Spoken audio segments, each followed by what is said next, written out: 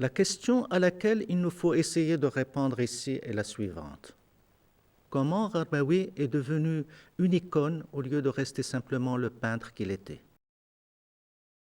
Jamais peintre marocain n'a suscité autant de passion. À cela, il nous faut trouver des raisons. Venant de la campagne et recueilli dans un orphelinat à Fès, il était sûrement dans ce lieu clos sur la misère, le bouc émissaire qui subissait les duretés de la vie que les autres rejetaient sur lui.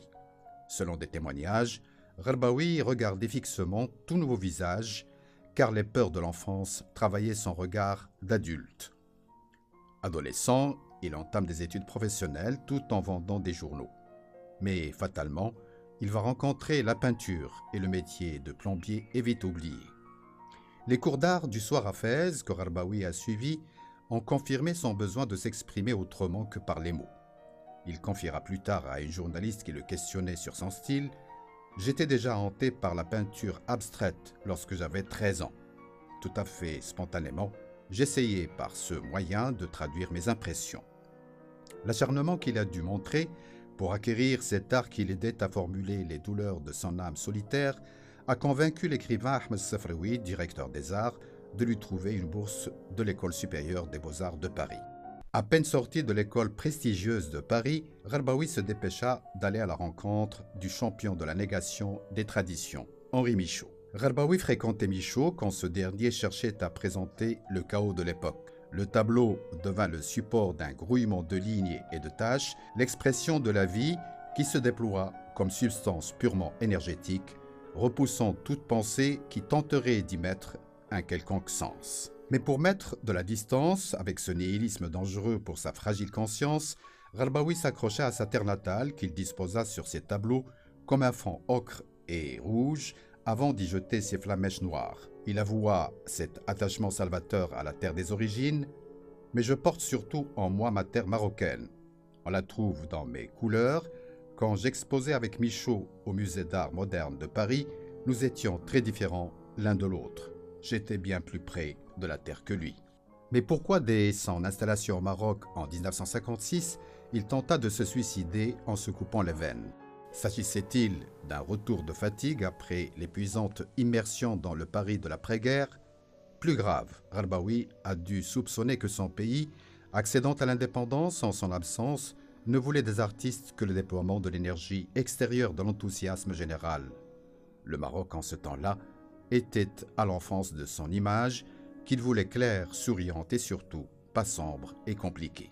Depuis ce premier geste malheureux, il allait de lui-même se faire soigner à l'hôpital psychiatrique le plus proche, chaque fois que l'anéantissement menaçait son esprit. Il obtient, après ses malheurs, une bourse de l'Académie de Rome. En Italie, Rarbaoui semblait s'intéresser davantage à la musique qu'à la peinture. Mais, fatigué de ce dépaysement, il rentre malade au Maroc. En 1957, il séjourne au monastère de Tioumlilin, aujourd'hui fermé à côté d'Azrou. Au calme, il essaye de trouver ce qui restait de tangible en lui pour pouvoir se constituer une nouvelle coquille. Les lignes droites qui assuraient ses premiers tableaux parisiens cèdent d'abord la place à un maillage rectangulaire noir et coloré. Mais vers le début des années 60, ce sont des rangs, des taches et des lignes curvilignes rageuses qui soulignent une impatience d'être. Et puis l'amour, sous les traits d'une Hollandaise, vint le sauver pour un moment de l'acharnement du destin. Rencontrée à Tioumlilin, Thérèse Burma accepta de le suivre à Rabat pour vivre avec lui à l'étroit dans une petite chambre sans fenêtre dans le site du Chella. Rarbaoui se décida à aller visiter le pays de sa bien-aimée en espérant trouver la sérénité d'un Vermeer. Mais sur place, et c'était prévisible, c'est l'œuvre de Karel Appel, l'artiste hollandais le moins tranquille du moment, qui capta son attention. Il travailla durement pour arriver aux œuvres des années 69. Les longs séjours à l'hôpital depuis que Tioumlilin fut fermé et les envies de voyage à l'étranger témoignent de sa pénible ascension vers ce sommet supposé de son art. Et puis ces fameux tableaux de 69 finissent par arriver, épais et fortement colorés. Il y a des signes graphiques, de Cherkaoui mort trop tôt, des soleils éclatants, des couleurs en surface, le tout travaillé par les dernières forces désespérées d'un homme qui jouait son ultime partie. Sa mort n'était absolument pas un accident malgré les apparences. Le banc public sur le champ de Mars, dans cette ville qu'il a vu naître et échouer encore à ses yeux comme artiste, était un bon endroit pour mourir.